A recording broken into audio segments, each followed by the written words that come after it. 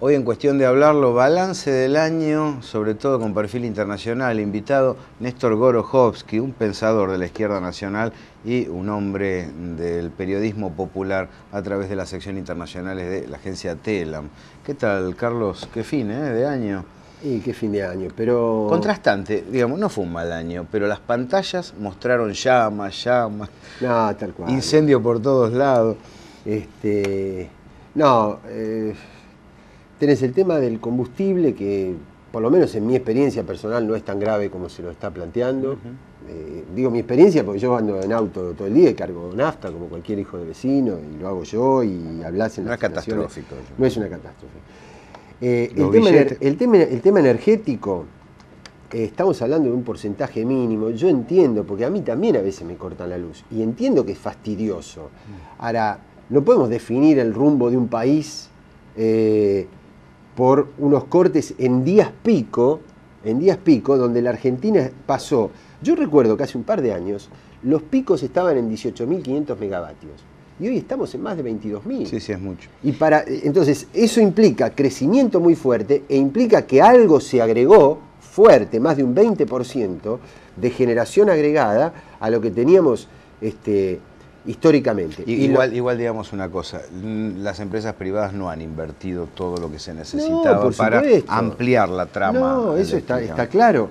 Y lo otro, el piquete contra los camiones que transportan billetes para que la gente se sienta mal, que va al banco y su plata no la puede sacar. Ahora, digamos claramente, esto está absolutamente orquestado. Hay dirigencia sindical, dirigencia política y dirigencia de las corporaciones que no le perdonan a este gobierno haber hecho los avances que hizo. Y quieren generar malestar porque hay bienestar. Pero absolutamente, porque el resto de la realidad, la gente que viaja en subte, que consume, que va a cenar, que festeja con los amigos, que quiere trabajar tranquila, que va a un recital, está viviendo normal. No digo que viva bien, no estamos en la Dinamarca del momento de esplendor del estado de bienestar. Pero no estamos en ningún lugar del mundo. Acaban de aumentar 10% las tarifas en España, que le cuadruplica la inflación. ¿Viste? Bueno, es tremendo. Y en la Argentina estamos viviendo normal. Entonces digo, que tengamos los problemas que tenemos que tener, pero no los problemas estos generados y orquestados por grupos desestabilizadores. Yo quiero mencionar 3 aspectos del año, muy brevemente. Uno de ellos es la irrupción de la militancia juvenil, por lo menos la visibilización de una juventud que participa crecientemente de la política y con banderas nacionales. Por otro lado, el festejo del Bicentenario. Cultura de altísima calidad para millones de personas en la calle. Una obra muy, muy argentina en un sentido filosófico. Y finalmente, la muerte de Néstor Kirchner, uno de los hombres que constituyó el Big Bang de este proceso que estamos viviendo. Bueno, ¿por qué los jóvenes ahora y no antes? Y porque no te convoca igual a una épica un presidente que ordena bajar el cuadro de un genocida que uno que indulta a un genocida. Lo mejor para Cristina, el mejor deseo realmente. Vamos a dialogar con Néstor Gorojovsky aquí en Mesa de Amigos tomando unos mates.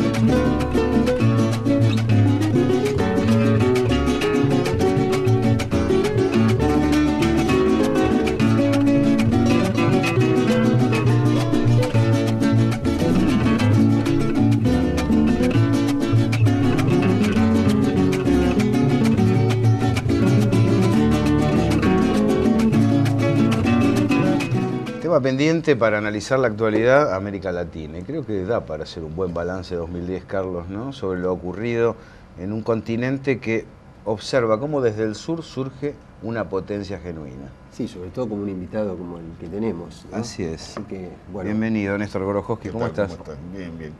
Por empezar tomando mate. Año del Bicentenario, cuántas cosas para recordar de este periodo, ¿no? Que se termina. Yo lo que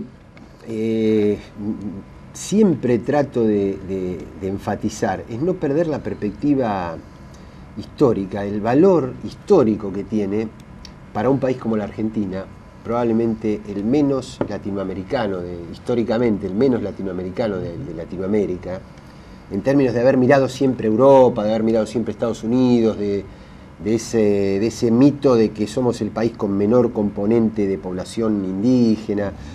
Mito, también tiene parte de verdad. Y que sin embargo, en estos últimos años, en pocos años, si uno lo compara con todas las décadas anteriores, hemos recuperado la dimensión latinoamericana.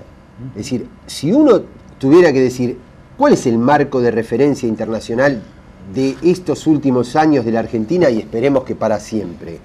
Los vecinos. ¿No? Es la región. Ahora, qué paradoja, Carlos, lo que decís, ¿no? Porque, fíjate vos, es como señalás con respecto a la identificación cultural. Y sin embargo, hay nombres sobre la mesa clave. San Martín, Irigoyen, el Che, Perón, que proponen la unidad latinoamericana en un marco histórico-cultural relacionado con Europa, podríamos así decir. Pero hemos sido vanguardia de la unidad latinoamericana. Pero también sabes de lo que hemos sido vanguardia, de escindir los nombres de los contenidos. ¿No? Es ponerse decir, la camiseta. Claro, veneramos el nombre y no sabemos lo que hizo, y hacemos lo contrario de lo que hizo ese que veneramos. Historia mitrista. Hubo una falsificación de la historia. Hay dos nombres más, Manuel Ugarte, el argentino, y el argentino oriental, Alberto Metol Ferré, que ellos también realmente pensaron, bueno, ni hablar de Artigas, pero digo, ellos también pensaron y actuaron y hicieron política en la medida de sus fuerzas en función de la unidad latinoamericana. Claro. Ahora, hay una historia mitrista, es decir, Metol Ferré, por ejemplo, y esto es interesante como testimonio, que probablemente haya sido el hombre que más pensó América Latina, definitivamente, el que más la pensó con más profundidad. Y que nos ayudó a pensar al peronismo. Él ayudó a pensar al peronismo, es exacto eso. Él comentaba que él descubre realmente la cuestión latinoamericana cuando lo ve actuar a Perón, no cuando Perón habla y dice, porque Perón por muchos motivos, entre otras cosas para que no lo acusaran de imperialista, no decía, pero dice, yo cuando lo vi actuar a Perón, dice Metol, ahí entendí por dónde venía la bocha, que era un giro que a él le gustaba usar. O sea, los argentinos hemos hecho mucho más de lo que parece por el tema de la unidad latinoamericana, pero es cierto, nunca nos hemos hecho cargo conceptualmente. Y esta es la primera vez que con toda claridad la Argentina conceptualmente dice nosotros somos lo que somos, más allá de donde hayamos venido. ¿Y qué elementos se dieron para que esta sea la primera vez? ¿Qué elementos se dieron para que lo que siempre fue un sueño histórico hoy logre una concreción tangible? Bueno, se aprende de las derrotas, digamos. Así como Metol logró entender la unidad latinoamericana a partir de reflexionar sobre un país que es una derrota en sí mismo, porque un país que se autodefine como Estado tapón es un país derrotado por su propio ser, digamos. Y decir, bueno, ¿cómo salimos de esto? Bueno, los argentinos hemos sufrido suficientes derrotas como para empezar a pensarnos de otra manera. Insistiendo por el lado, esto es muy metafísico, pero es realmente lo que creo que ha sucedido, insistiendo por el lado de la separación de América Latina, terminamos con 30.000 desaparecidos, la industria destruida y las Fuerzas Armadas convertidas en sicarios de los grandes poderes y asesinos de su propio pueblo. Esto es lo que terminó, o sea, la teoría del enemigo interno. Todo eso terminó en la teoría del enemigo interno. Claro. Que vamos a entendernos. También empezó con eso, porque siempre lo comento, si uno saca la proporción con respecto a la población existente en ese momento, de muertos solo en las guerras civiles sin contar a Paraguay, en la época de Mitre, resulta ser que como mínimo, desde el punto de vista de los propios partidarios de Mitre había asesinado 100.000 personas del año 76. O sea, empezó con eso y terminó con eso. Bueno, eso se cerró un ciclo. Y a partir de ahí la Argentina creo que además es obvio que necesitaba recuperar los lazos con sus vecinos, porque también tuvimos otra lección. Cuando se trató de secuestrarnos, desaparecernos y asesinarnos, también se pusieron de acuerdo los grandes poderes de los países vecinos. ¿Qué otra cosa fue el Plan Cóndor? Sí, coordinación represiva. Ellos se coordinan para liquidarnos, pero no nos permitían coordinarnos para vivir.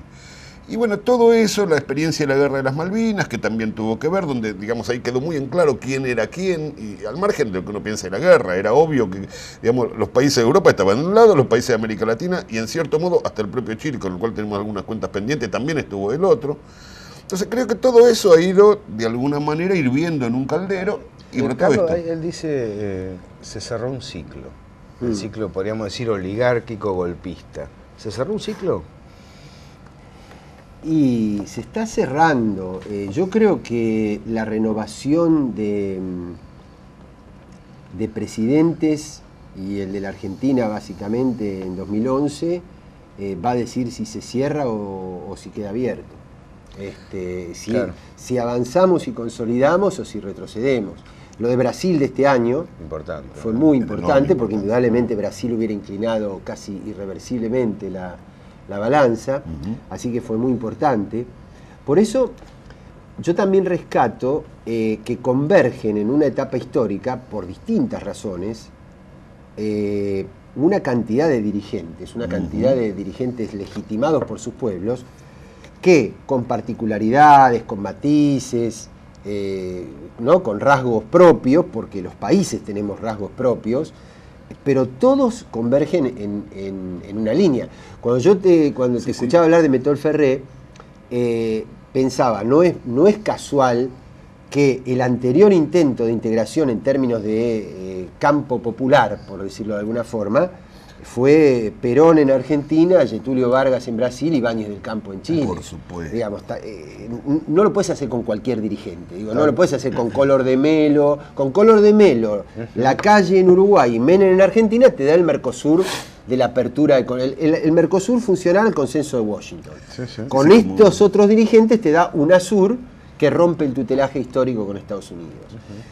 Ahora, si está cerrado o si es irreversible, y bueno, yo creo que como perdimos muchas décadas, como retrocedimos muchas décadas, van a hacer falta un par de décadas para consolidar. No lo haces en un periodo presidencial, no lo haces en 2.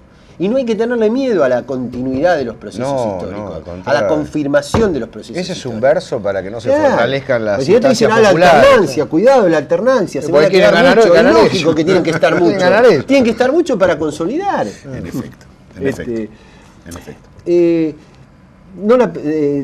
Me surge, mientras te escuchaba, me acordé de un artículo que escribió Atilio Borón hace poquito, sobre el tema de Cuba y sobre una especie de deber de gratitud que América Latina tiene que tener una bandera, un hacia faro, Cuba. ¿no?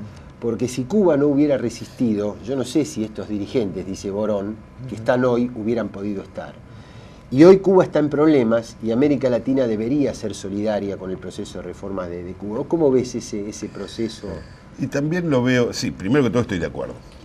No sé si es tan así que si Cuba no hubiera resistido, eso habría que verlo, porque los motivos de la terminación del ciclo neoliberal en la Argentina son mucho más profundos e internos. Pero de todas maneras, no se trata de eso, se trata simplemente de que en efecto creo que la situación cubana es una especie de prueba de fuego para cuál es la profundidad del ímpetu unificador de América Latina. Y aunque más no sea por eso, y creo que hay otros motivos más, alcanzaría como para exigir que se respalde al gobierno de Cuba, no a la revolución cubana entendida metafísicamente como...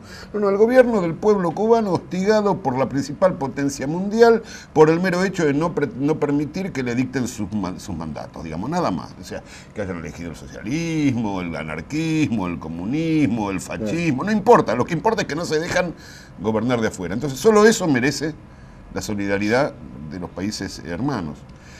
Y además, cuando yo hablo de cerrar un ciclo, quiero comentar, lo que se ha cerrado también es en lo económico el ciclo de la dependencia hacia el exterior. Es decir, la Argentina ahora está viviendo, por suerte, una situación muy paradojal, una especie de situación equivalente a la que disfrutó en su mejor momento el irigoyenismo. Europa haciendo ajuste y América Latina provocando el mercado interno. Y la China generando un mercado mundial que se puede aprovechar en función propia. O sea, es como un poco lo que le pasó a Irigoyen, que no estaba obligado a como nos sucedió en la década del 70, a confrontar directamente con un sector que estaba dispuesto a hacer retroceder a la Argentina al pasado, Aunque sea porque hay algo para repartir. Breve la respuesta que me des para poder seguir con América Latina. ¿Por qué Europa elige el camino liberal después de 200 años de proteger su industria y ampliar sus mercados? ¿Por qué elige la debacle? Porque el capitalismo a nivel mundial está dominado por el sector financiero, aún en Europa. Si querés que te dé una respuesta rápida, se puede hablar más que eso. Está claro, con eso me basta porque es la renta frente a la producción. Es la renta frente a la producción. Con lo cual la tercera posición no está tan mal.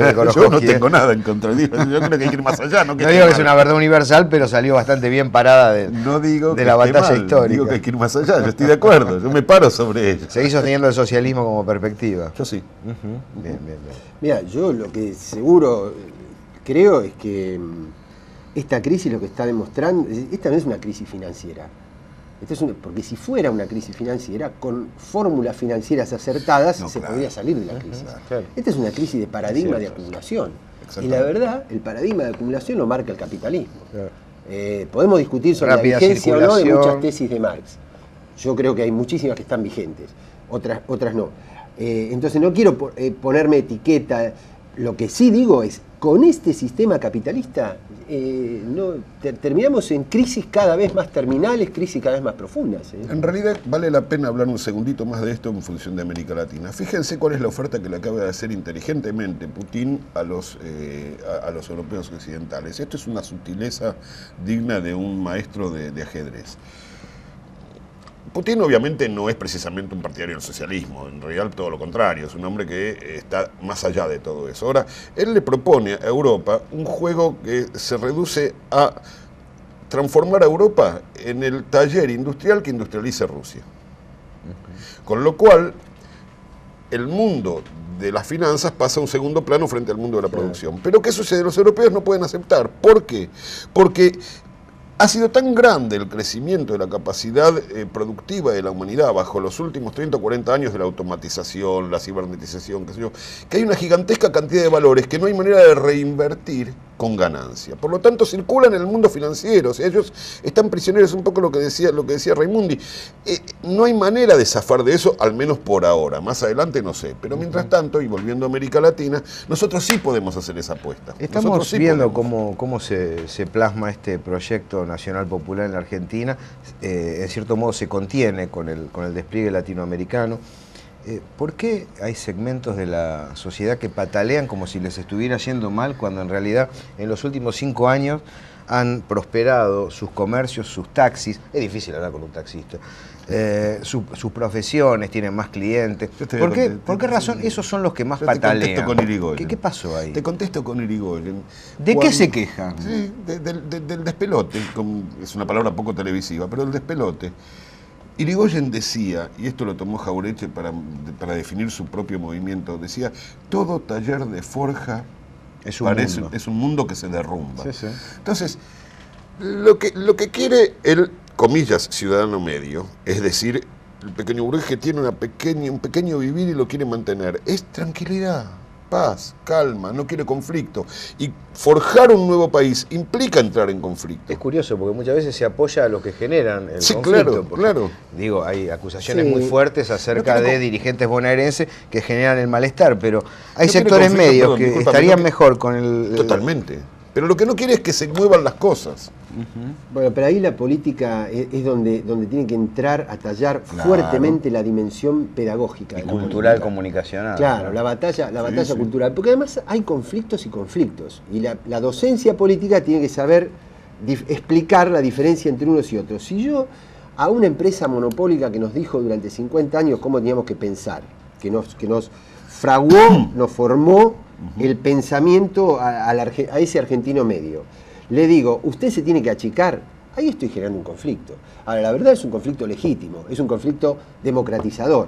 Ahora, si yo mando 50 tipos, o si mando a un comando sindical a frenar los camiones para que no haya billetes y la gente proteste porque no tiene plata, ya ese es un tipo de conflicto desestabilizador. Ese no es un conflicto democratizador, es un conflicto desestabilizador. Reconozcamos que Correcto. el taxista no necesariamente ve la diferencia, pero estoy totalmente Y de bueno, acuerdo con pero- vos. y bueno, Hay que hacer la lucha política para que esto Si quede de claro. algo debería Sí, claro. servir la ley de medios, Es para y eso. toda la tarea que están haciendo ustedes, con todo el instrumental que tiene el Estado, y cuando digo, no me refiero, no lo quiero reducir solo a los medios del Estado, No. digo, desde el Estado cómo se fomenta justamente ese debate, para que el tipo que va en el tacho escuche otra cosa. El pueblo argentino sin un peso construyó los medios populares alternativos y dio batalla las últimas décadas en contra de las políticas del Estado a nivel comunicacional. Y ahora el Estado ha admitido que esos medios tenían un valor y por lo tanto merecen un lugar.